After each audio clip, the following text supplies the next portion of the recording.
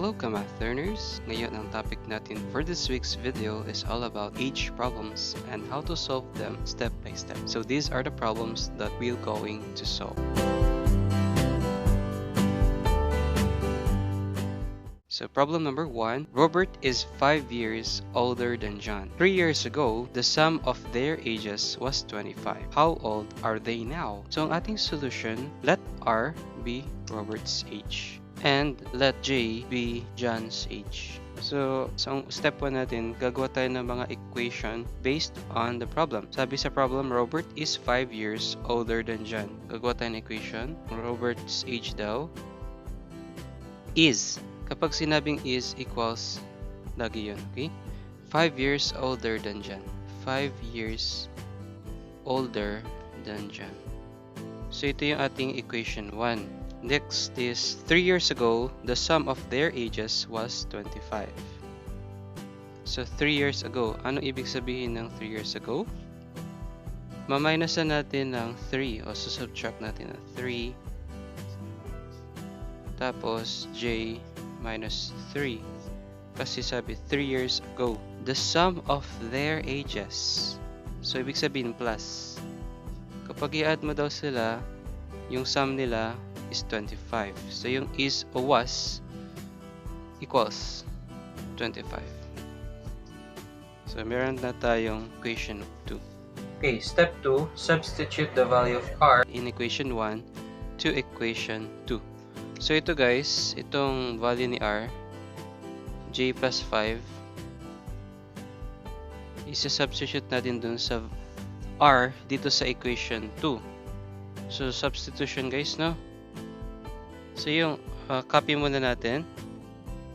Okay guys, so ano ang value ni R sa taas? J plus 5. So magiging J plus 5 minus 3 plus copy J minus 3 equals 25. So guys, unahin natin ito. J 5 minus 3, 2 plus J minus 3 equals 25. Ngayon, J plus J, 2J, 2 minus 3, negative 1 equals 25. So itong negative 1 i-transpose sa kabila, 2J equals 25 plus 1, 2J equals 26. Divide both sides by 2 para makancel yung 2. J equals 13.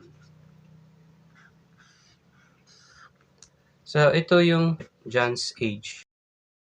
So paano natin malalaman yung edad ni Robert? So by using the equation 1, R equals J plus 5, R equals 13 plus 5. R equals 18.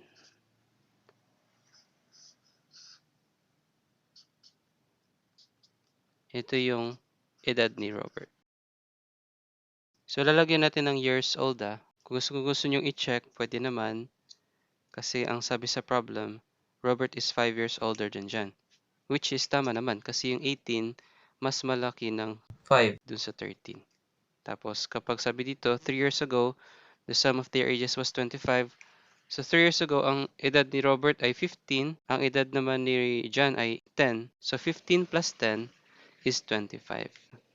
So tama ang ating sagot. So the final answer is, Robert's age is 18 years old and John's age is 13 years old. Next problem please. Okay, problem number 2. A man is 36 years old and his daughter is 3. In how many years will the man be 4 times as old as his daughter? So ang ating solution dito, let M be the man's age, let D be the daughter's age, tapos yung let X be the number of years past.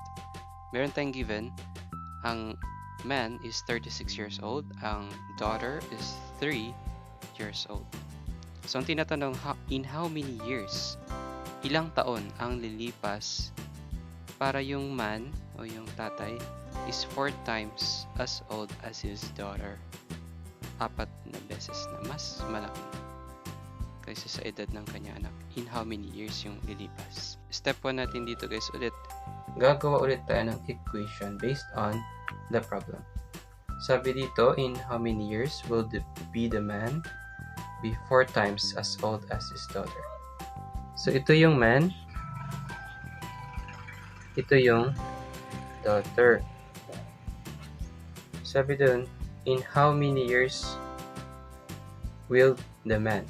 So, in how many years? So, let x nga sabi ko, diba? So, plus x. Tapos, itong daughter, sabi dito, in how many years will the man be? So, be or is, yan, equals 4 times, sabi dito, 4 times as old as his daughter.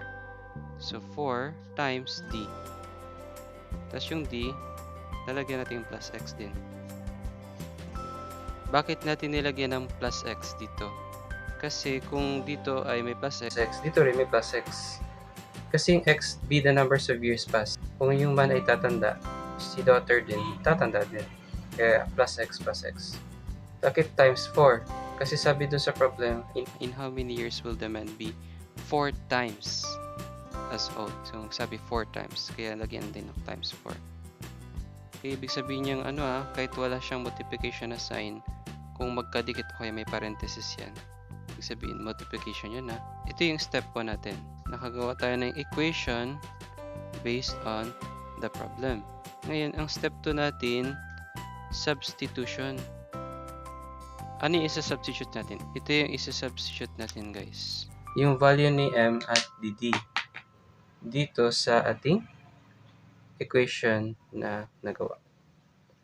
So again, copy natin, m plus x plus 4 times d plus x. So yung m is 36, 36 plus x equals 4 times, ilan yung d? 3. 3 plus x. So pwede natin itong ma-solve guys. Distributive property, 4 times 3 and 4 times x. 4 times 3, 12.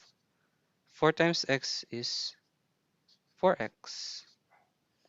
Tapos 36 plus x.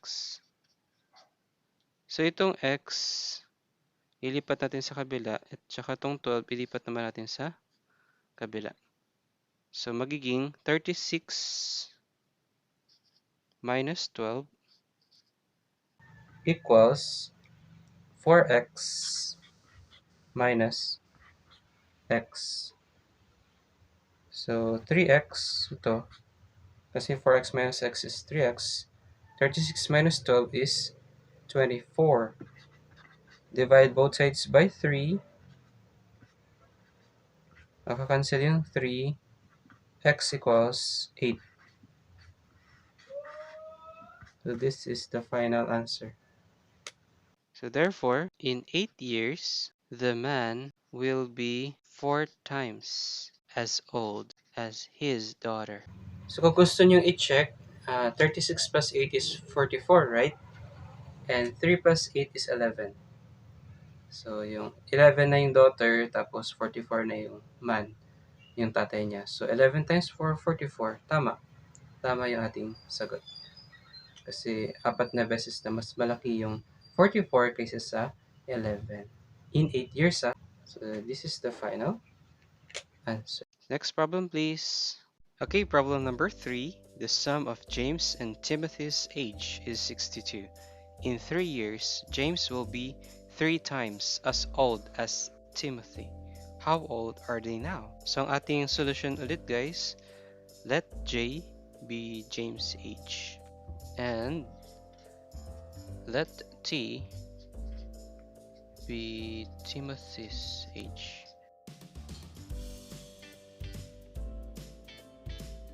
So ang step 1 dito guys, gagawa ulit tayo ng equations based on the given problem.